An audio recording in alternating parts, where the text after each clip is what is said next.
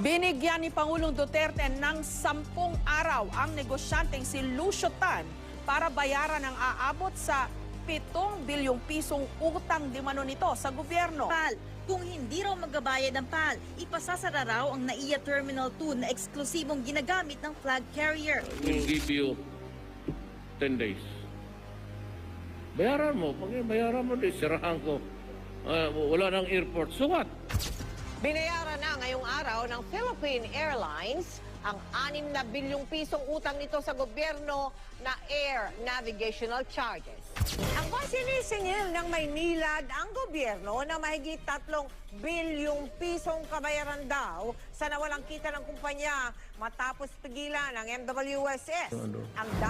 Sabihin mo sa mga putang ina nila, ni 5 sentimos hindi ko sila babayaran. Bibirahin ko sila. Ipit-ipitin niyo ako ng kaso.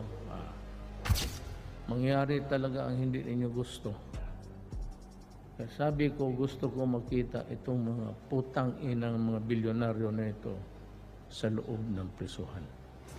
Let us stop this business of milking the people.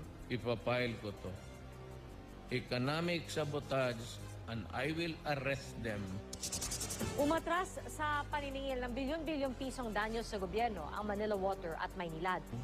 7.4 billion. Opo sir, susunod po kami sa kagustuhan ng gobyerno at ng pamahalaan at ng Pangulo po. Sang-ayon po kami sa direktiba ng Presidente, sa kagustuhan ng Presidente. Wag na ho naming habulin yung historical arbitral award sa amin. Para